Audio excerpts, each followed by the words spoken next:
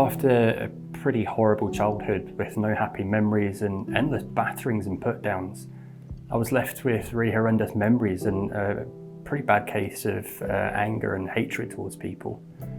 After losing a close relative though, she was like a mother to me, I was pretty much at rock bottom. It was my wife, who knows me really, really well, who sat me down and got me to open up. And she recommended that I contact CrossReach, who had an office next door to her. And I made the call, and it changed my life. I had a fantastic counsellor. She listened to me, never judged, and gave me the tools and how to stop things that put me down going on in my head. And I could actually say for the first time that I was proud of myself. I'd love to thank every single person at CrossReach for helping me. Thank you. I lost my brother to cancer when he was 22, and I couldn't cope with my grief, so I started drinking alone. Then my best friend passed away, and I knew I had to change, but I couldn't stop.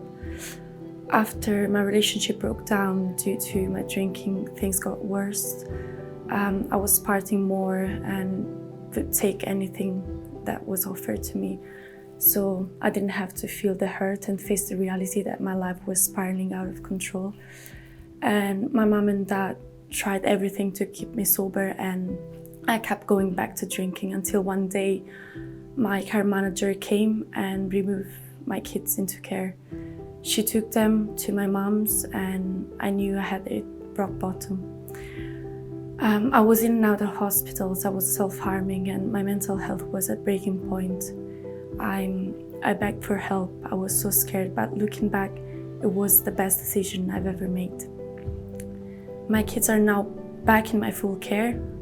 We have a lovely home, and I love getting up in the morning. I can see now a future ahead for me, and will be forever grateful to CrossReach for putting me back on the right path and for all the support they've given me. When I had my son almost 6 years ago, I knew after a few months that I wasn't feeling 100%. I didn't feel sad, but I felt very misplaced for my own self, and I couldn't put my finger on what or why. My husband and I moved in with my parents for 6 months whilst our house was being built, and I believe that time added to and kicked off some of what was happening for me, as it was so stressful and I didn't have a good relationship with my mum. When my son was 2.5 years old, I was giving him a bath after a long day, having been to see the Toy Story movie. He wasn't sleeping well then, neither was I, and he was playing up, which got worse and worse. And I remember thinking I wanted to hit him. I didn't, but I wanted to, which I felt ashamed and embarrassed about.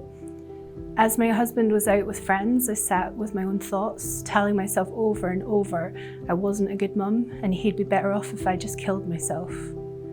It would be better if I just died. Then, at 13 days old, my daughter was seriously ill with bronchitis, and we spent a week in hospital.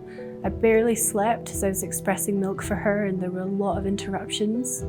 During this time, I experienced suicidal thoughts again, and I spiraled a little. I knew I didn't hear voices, but I knew that those thoughts didn't belong in my head and they weren't mine. And I told my husband straight away about this, and he was a great support. Again, I reached out to Bluebell. I was so lost and so desperate for someone to look at me and help me, and she said to me these 3 words that I'll never forget. I see you. And that was all it took. There was a long time when I didn't want to be here, but I also didn't want to die. That limbo is a scary place, and no one deserves that.